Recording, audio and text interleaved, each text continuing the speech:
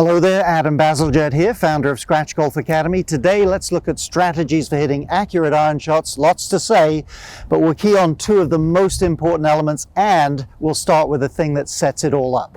So simply put, the two features that will allow you to be a consistent iron player are solid contact, you probably already knew that, and secondly, club face control through impact. People tend to, when I give them golf lessons, to way overestimate the importance of their swing path. It is important, and underestimate the importance of club face control. If your swing path is a little bit off, but your club face control and your contact are good, you're all set. So let's check it out. But first, what's the thing that sets up the ability to do this? So a simple backswing really sets you up to have more control through impact. We'll talk about that outside just momentarily. If you look at my backswing, hitting a ball in the learning center, body angle, very consistent. If you were to look, say, at starting position and ending position of hands, a very clean, straight line, just not a lot of wasted energy there. There's an old Aaron Baddeley. You can see his head's pretty still, his arms are pretty stable, nice wrist cock, just balanced and simple. Let's look at why that's important and how you can do it. It's not an easy game. You may have noticed that you've got a small sweet spot here. Club's traveling a great distance. Your subconscious is very busy in those couple of seconds. It's pretty amazing what the subconscious can do. But I'm telling you, if your body's out of balance, maybe your relationship to the ball is bad with your pivot or something like that, or the club is out of balance, the face is off, you have a fraction of a second to time all that up and make contact. And your subconscious is just not, it's just too busy to consistently control the key impact conditions. So let's have a quick look, some simple backswing tips and checkpoints for you. So if you can get that, you're ready for what we'll do later in the video, which is some impact stuff.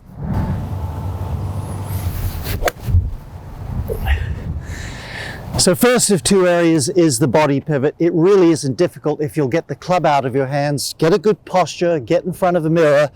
You just need to pivot so that your rib cage swivels and your head stays still. Not that difficult in theory. It's difficult for people a lot of times though if they're hitting balls at full speed and the club's going all over the place, etc. So check in a mirror, is my head pretty centered as I go back? Is it fairly stable? That requires that you're pivoting perpendicular to your body angle. Invest a few seconds regularly in front of a mirror to get good at that. Let's look at the arms and how they would relate to the pivot. Okay, now let's build the arm swing in there. It is pretty simple. Put your hands together like so. You can try it right where you're at. The beginning, this big triangle formed by my arms and across my shoulders just stays intact. It's not rigid, but it's structured, at least till I get a little bit by this trail leg. At that point, the trail arm and wrist start to fold a little bit. So at that point, if we go to say midway back, your arms will look about level if you're doing it right when you look in a mirror. Now, you've got tilt, but the fact that this is folded some levels that back out. You do not want to see the trail arm stuck up against you like this. You don't want to see a big, straight, stiff look. So as you put the club in there, it's pretty simple. Get to there, start to fold the wrist and arm, and you'll see your arms pretty level with some hinge in the backswing, about a vertical amount of hinge. And at the end of the backswing, that trail arm should be about a right angle. So here we go. Arms about level, roughly a right angle with some wrist cock. You may say, well, that's easy for you to say.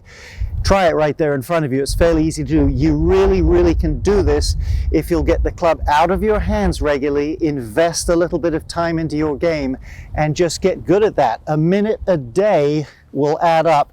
You can do this stuff. Let's look at the downswing. So first element of really consistent iron play is solid contact. Let's look at a couple of views of that.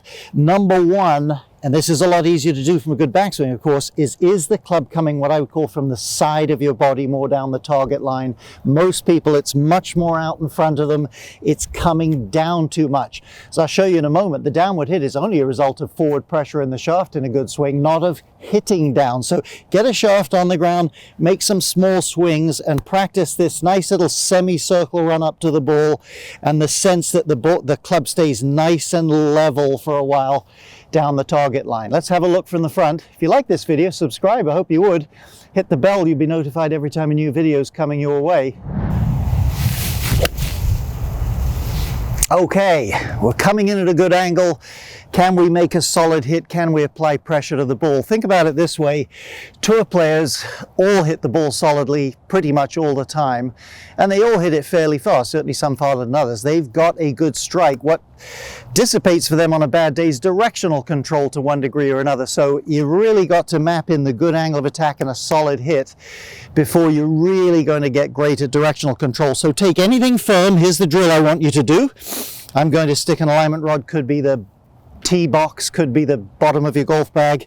Make an impact position or make an address position and just create an impact. I feel pressure forward. I feel my hips turned. What I really feel is I feel my core allowing me to apply pressure to the golf ball, or in this case the stick. You'll notice as well that your arms firm up when you do that. Now, a couple of cautions. When you do this, don't put the hands way forward or move your body back. Just press a little bit, turn your hips a bit, feel tension here or feel engagement and pressure in your arms. And once you've felt that, just go over to the side and make some little shots. Keep duplicating that, make that a regular part of your practice. Okay, to work on club face, the final element, here's the thing I want you to do. Get a rod on the ground again. I'll just move it over a bit. Practice on a small scale where the face is a little closed or it's a little open. Then hit a couple of shots, and remember this, we don't want unstable club and arms through the ball. The difference is the heel a little more ahead of the toe for the if you're hooking it, or coming in where the toe's a little more turned down, the face is a little more de-lofted if you're fading it, not chaotic arm motion. Again, small scale, practice each a bit, figure out the feel that works for you. Let me just encourage you for a minute. You can do this stuff if you will invest in that backswing. Make it simple. Do the little bit of work at home it takes to start to develop good habits, and scale back and do some of these small shots on the range to start to sort your impact out. I've taught golf for 40 years. If there was just some pat shortcut, I'd tell it to you, but you've got to put a little bit of work in, intelligent work.